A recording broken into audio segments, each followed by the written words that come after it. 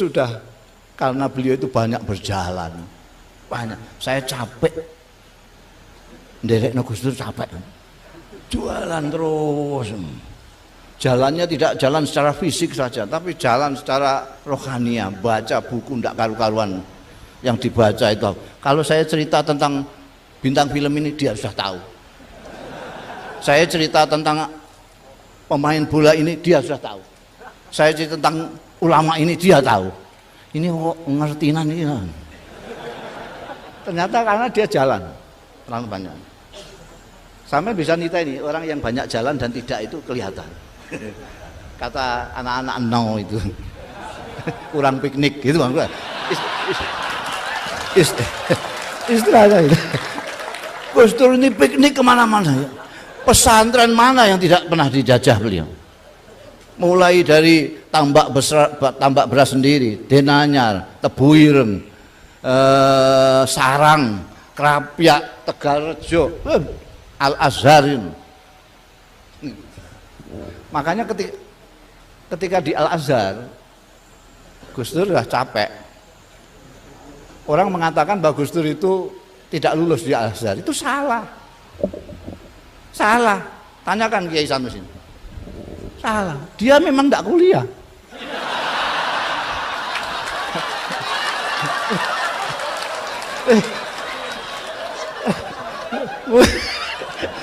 Gimana? Clear. Jadi itu ceritanya.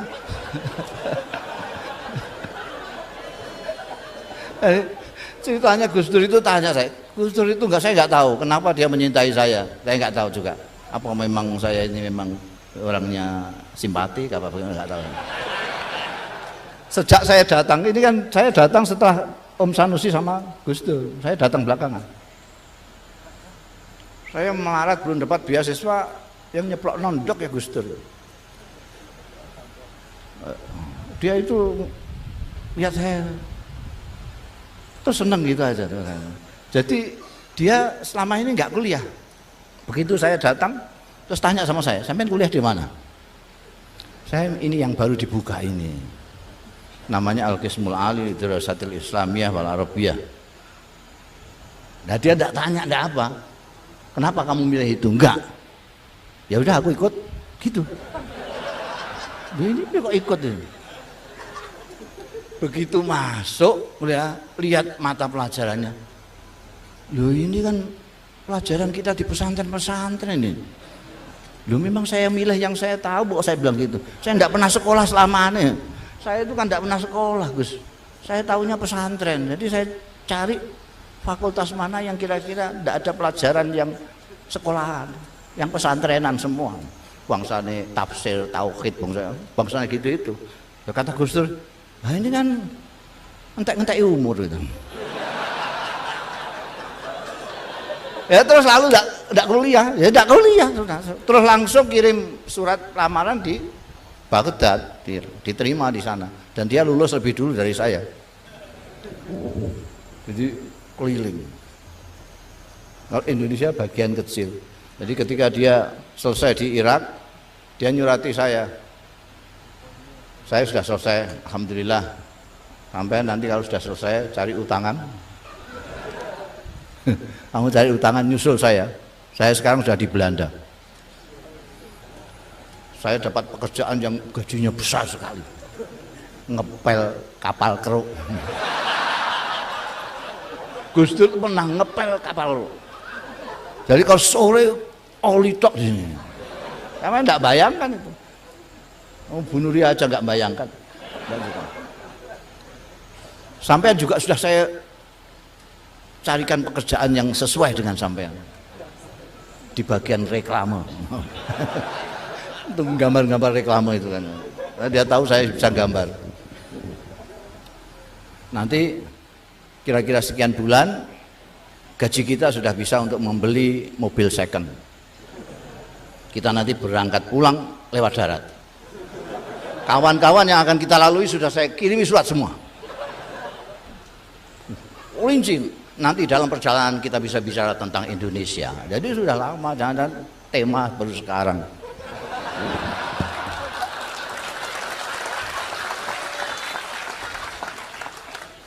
sayangnya itu tidak terjadi karena dalam waktu yang bersamaan ibu saya datang. Saya harus mengantarkan ibu saya ke Mekah itu. Gus Dur, begitu saya tahu ini ibu saya kok begini, ya ibu saja. Kalau tadi Pak Kiai Sanusi Baco cerita tentang ibu, bagaimana mulianya ibu, Gus Dur itu orang yang paling ditunduki ibu. Maka ketika dia menyuruh saya jadi ketua PKB, saya hanya jawab sedikit aja, tidak boleh ibu saya. Langsung ya sudah kalau gitu.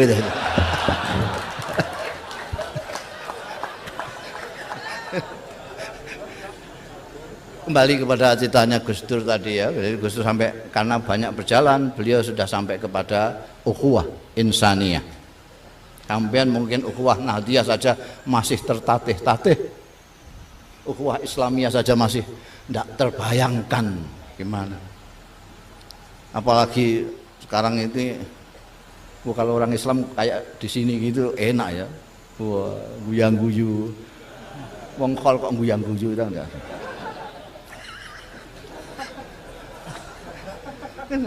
Enak beragama cara Gus Dur enak era karuan, ndak petentengan itu gelis tuwa, petentengan gelis tuwa. Tapi yang enam rasa petentengan Gusti Allah wis ngerti dapurmu sapa itu.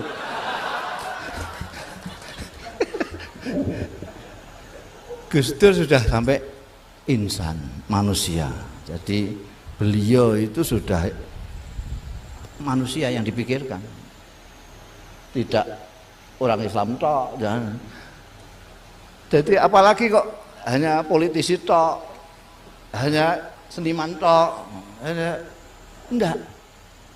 Ini sudah manusia. Ini kuncinya. Anak Gus Dur sudah manusia, maka yang dipikirkan juga yang manusia. Jadi bisa memaklumi semua Gus Dur. Karena manusia itu memang diciptakan Tuhan macam-macam. Kan ada orang yang tidak tahu, disangkanya Gusti Allah itu menciptakan manusia itu hanya segini, menciptakan swarga itu hanya untuk orang segini. Dia pikir swarga itu sak Jakarta tok gitu. Swarga kok sak Jakarta tok, dia dipikir swarga itu arduhas samawati wal ard. Bumi itu hanya sepersekian butir debu kalau di alam semesta ini. Anda buka YouTube pakai kunci bumi, klik, lihat itu kecilnya bumi.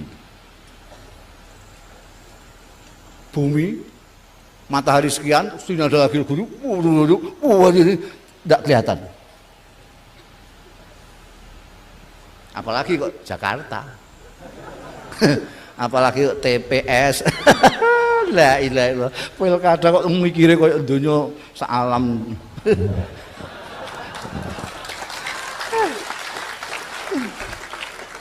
Sampeyan rada luas, meskipun Anda belum piknik jauh tapi niru Gus Dur.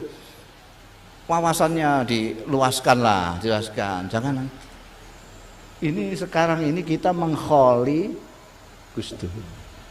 Mengkholi Gus Dur itu sama dengan memikul jenazah ke kuburan. Ada orang memikul jenazah ke kuburan cengengesan, itu kuwalik udele.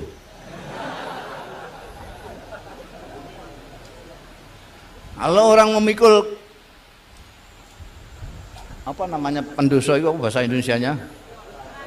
Keranda. Kalau orang memikul keranda tentu mikir, saya sekarang mikul keranda, saya nanti dipikul apa berangkang sendiri. Wa idza hamalta ilal kuburi janazatan fa'lam bi annaka ba'daha mahmul. Wa idza wulita umura qaumin sa'atan fa'lam bi annaka ba'daha ma'zulu. Kalau suatu saat engkau memikul keranda ke kuburan, ingatlah suatu saat kau akan dipikul juga karena kamu tidak bisa berangkang sendiri. Kalau suatu saat engkau diserai sesuatu jabatan, ingatlah suatu saat kamu pasti lengser. Jihadu kok kaya apa? Apa kurang jago Pak Gadot ini? Lengser. Apa kurang jaduk Bung Karno? Lengser. Apa kurang jaduk Pak Harto? Lengser. Kalau orang hidup, ingat nanti dipikul atau tidak, dia akan baik. Jadi kita ngekholi ini juga harus mikir. Sekarang kita ngekholi Gus Dur, kita nanti dikholi apa hanya seperti ayam kepelindis kol gitu saja. Orang geger sebentar sudah.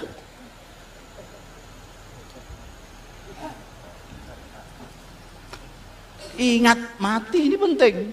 Ada orang sombong, angkuh, petentang-petenteng karena dia lupa kalau akan mati. Di tempat saya ada yang diajak takziah nggak mau. Kang Parno takziah yuk ke tempatnya Parno. Rasudi. Loh kok Rasudi gimana takziah? Oh, nalika urip utangi duit 20.000 ae ora aweh malah ngidoni kok.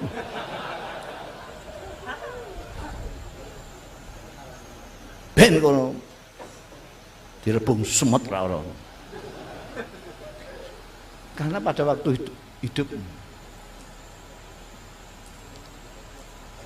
kalau orang pejabat ingat akan lengser, baik, pasti baik. Yang tidak baik itu karena dikiranya dia jadi pejabat seumur hidup. Wong Bung Karno yang sudah ditetapkan MPR saja presiden seumur hidup, akhirnya belum, masih hidup sudah lengser kok. Di tempat saya ada bupati yang ikut-ikutan, begitu Bung Karno diangkat sebagai presiden seumur hidup, bupati di Rembang diangkat sebagai bupati seumur hidup. Ternyata Bung Karno nggak jadi, dia pun nggak jadi. Terus jadi mantan. Dulu masih menjabat, wah kenal nggak kenal, kemana jeng, wah manggilnya kanjeng, kanjeng, mana kanjeng, nggak kenal barang. Wah. Setelah lengser, jangankan orang biasa, anak buahnya aja nggak nyapa, karena dulu sering ditempelani. Akhirnya terus jalan-jalan itu kasihan lah itu, pakai jasnya kegedean karena dulu gemuk. Tak ajak ngomong soal nostalgia zaman dia kuasa itu, wah senengnya bukan main. Jadi kita harus ingat. Nah ini saya belum tahu, barangkali ada yang tahu sampean. Ada orang tokoh, bukan hanya tokoh nasional tapi tokoh internasional, pernah jadi presiden, kiai segala macam, tapi sering ziarah kubur. Pernah ada yang kok menengai? Gus Dur ini saya kira satu-satunya presiden sing sobo kuburan. Presiden itu pejabat paling dhuwur itu, malah dinyai karo ngomong jadi sarkup, sarjana kuburan. Ketika ada yang tanya sama Gus Dur, kenapa kok sampean sering ke kuburan? Jawabnya persis seperti Syekh Bahlul. Sampean kenal Syekh Bahlul? Sekarang dibuat mainan Bahlul, padahal itu min ukola ilmajanin. Syekh Bahlul itu Abu Wahbin Al-Bahlul bin Amr As-Sayrafi Al-Kufi. Dia hidup pada zamannya Harunur Rasyid. Entah Gus Dur pernah baca itu atau kebetulan sama. Ketika ditanya jawabannya itu, sampai kok sering ke kuburan? Saya senang di kuburan ini. Orangnya baik-baik, tidak ada yang saling fitnah, tidak ada yang ghibah, ngerasani sana ngerasani sini, dan lebih jauh daripada itu dia mengingatkan ke akhirat. Jadi kalau Gus Dur kan masih hati-hati, jadi pejabat masih hati-hati, itu karena sering ke kuburan. Nah sekarang ini ke kuburan musyrik ya, ayah. Sekarang ini repot, hal-hal yang bisa mengingatkan kita kepada sesuatu yang mulia itu mau dihilangkan. Muludan, sarana untuk mengingat pemimpin agung kita yang akhlaknya tadi sudah sebagian dikemukakan Kiai Sanusi Bajo, dibid'ahkan. Haul yang mengingatkan tokoh-tokoh yang berjasa kepada masyarakat dan mengingatkan kematian. Sekarang bahkan mengucapkan selamat ibu saja diharamno. La ilaha illallah. Iki wong isine haram tok. Saya khawatir nanti di swarga itu yang ardua samawati wal ard isinya cuma mereka tok. Kasihan mereka, kesepian ya. Gundang sanjung itu satu kancane.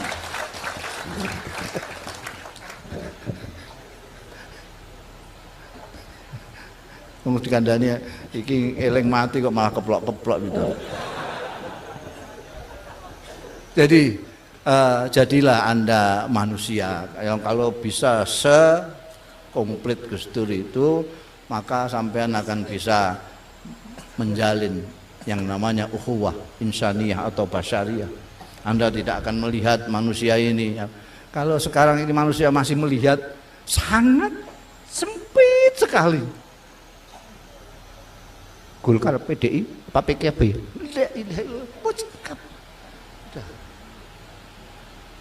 Kalau orang PKB lihat Golkar, kok enggak. Yang aneh NU ini. NU kalau ke Golkar pakai kacamata Golkar. Kacamata NU ini ditinggal. Kalau ke PDI, kacamata NU dicopot, yang dipakai ke kacamata PDI. Jadi kalau lihat sama-sama NU-nya nggak kelihatan.